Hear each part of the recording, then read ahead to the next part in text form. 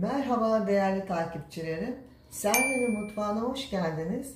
Bugün sizlere babamın bizleri büyürken yapmış olduğu etli, kemikli kuru fasulye yapıyorum.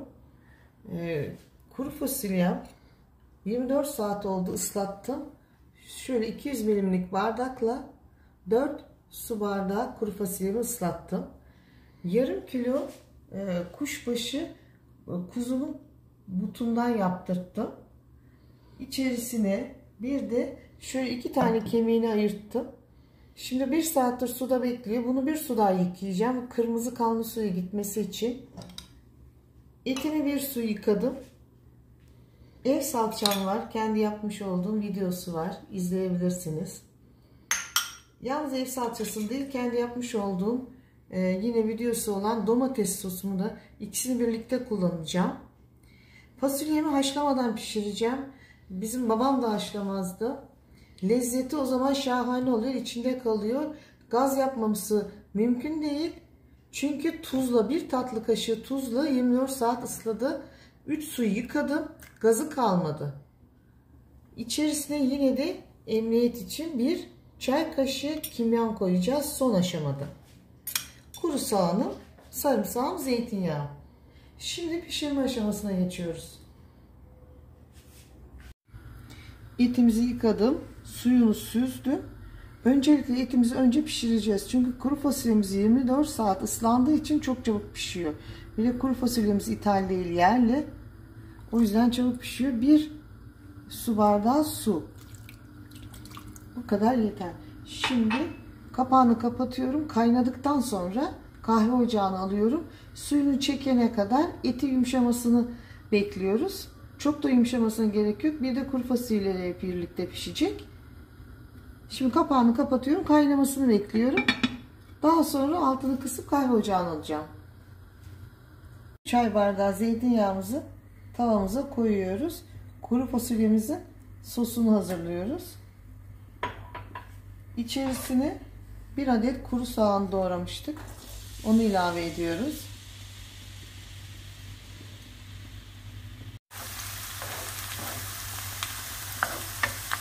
Soğanımızı hafif kavurduk yağda. 3-4 dakika. 4 diş sarımsağımız doğramış olduğumuzu ilave ediyoruz. Onu da birkaç kez çevirerek kavuruyoruz. Hem aroması çıksın, lezzet artırsın. 1 yemek kaşığı ev salçamı ilave ediyorum. Bunu da kavuruyorum rengi çıkması için. Kesinlikle tuz koymuyoruz çünkü salçanın tuzu var. Ama siz ilave çok tuzlu severseniz koyabilirsiniz. Ben koymuyorum tuz. Salçanın tuzu bize yetiyor. 1-2 dakika salça ile soğanın pişmesini bekleyeceğiz. Domates salçamız rengini verdi. Kavurduk. Böyle kavurursanız ekşime de yapmaz midenizde. Şöyle 1 bardak 200 milimlik domates sosum var. Yazdan hazırladığım organik.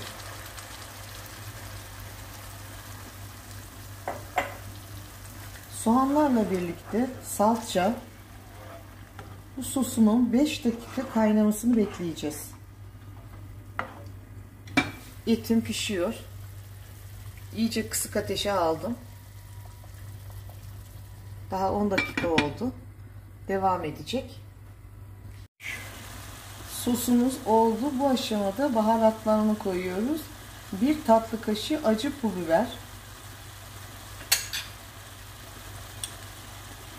1 çay kaşığı kimyon. Baharatların da sosuyla birlikte iyice karışmasını sağlıyoruz. Bu şekilde 1-2 kaynayacak. Sosumuz, kuru fasulyemizin sosu hazır. Eti pişiyor.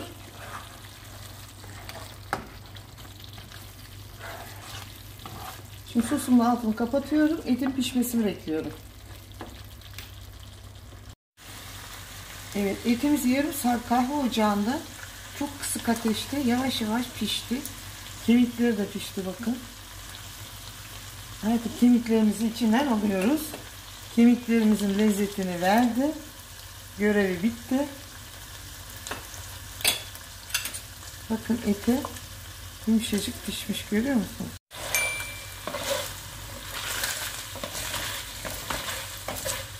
Şu anda bakın kendi yağını saldı et. Biraz kuzu etim yağlıydı. Bu da kemik suyu. Ya şu yağ çok değerli. Hafif bir iki patırdatalım etimizi. Şöyle mis mis gibi koktu. Hiç koyun eti değil, kuzu eti. Şimdi üzerine altını açıyorum ocağımın.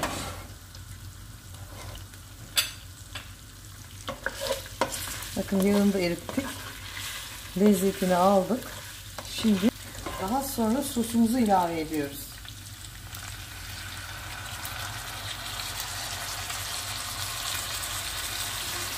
Hazırlamış olduğumuz sosumuzu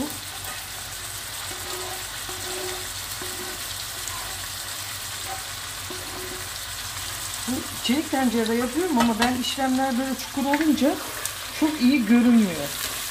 O yüzden sizin iyi görmeniz için bu pilav tenceresine pişirdim bugün. Sosuyla da etin yağı biraz kaynaması gerekiyor lezzetlenmesi için.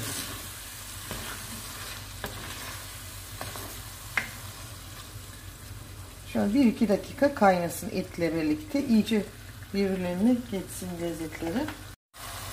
Suda bekleyen kuru fasulyemi tavadaki soslu yağın olmasın diye önce tavanın içine attım. Soslarıyla birlikte. Yalnız ben çelik tencere kullanmadım. Burada 3 su bardağı fasulyem var. 1 su bardağı fasulyemi ayırdım. Çünkü tencereme sığmayacak. Daha sonra hepsini bir tekrar karıştırıyoruz bu şekilde. Of of of. Mis mis mis oldu şimdiden.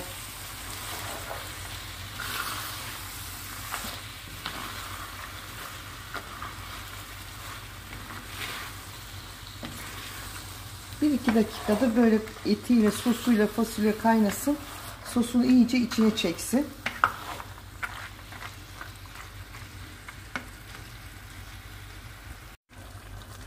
Şimdi kaynayan fasulyemizin üzerine kaynar suyu ilave ediyoruz.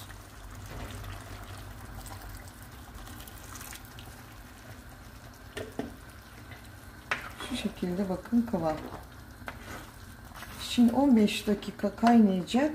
Kahve ocağına alıyorum ben kaynadıktan sonra. Tahminim 1 su bardağı daha sıcak su girecek. Ama şimdi koymuyorum. Suyunu çektikçe koyacağım. Yoksa haşlama gibi olur. Kahve ocağında böyle demlene demlene çok nefis oluyor. Hemelenecek. Hızlı ateşte kesinlikle pişirmeyin. 2 bardak su koymuştum. Bir daha su koymadım. 10-15 dakika oldu. Daha fasulyem pişmedi. Bir 15 dakika sonra yemeğimiz hazır olur. Bakacağım suyunu. En son size altta yazarım. Malzemeler bölümünde ne kadar su koyduğumu yazacağım. Şu anda bakın suya gerek yok. 2 bardak yetti. Çünkü fasulyem 24 saat suda bekledi. Şimdi kapağını kapatıyorum. Bir 15 dakika daha pişecek. Yarım saat pişti. Çok kısık ateşti. Bakın fasulyeler ikiye ayrılmaya başladı artık. Bir tane aldım yedim. Bakın fasulyeler hiç haşlamadan şahane pişti. Bu yemek çok lezzetli ve değerli. Çünkü fasulye haşlayıp suyunu atmadığımız için bütün besin değerleri içinde. Kimyonu da koyduğumuz için kesinlikle gaz yapmıyor. Kuzu etli yemeğimiz pişti. Şahane. Hepinize afiyet olsun. Kuzu etli kuru fasulyemiz pişti. Hepinize afiyet olsun. Şöyle koyuyorum.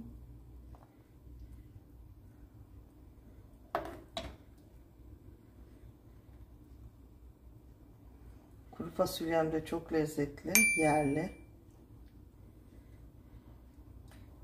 Eti de pamuk.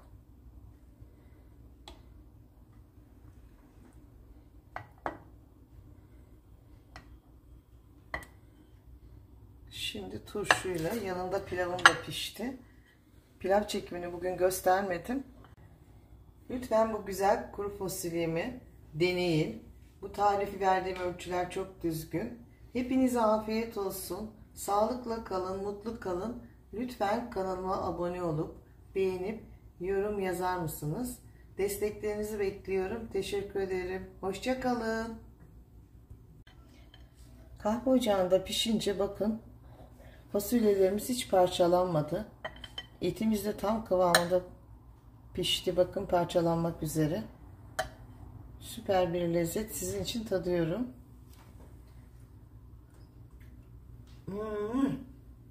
Şahane. Çok güzel olmuş. Hepinize afiyet olsun. Üzerine bir de kırmızı pul biber ekip turşularımla birlikte tüketeceğiz.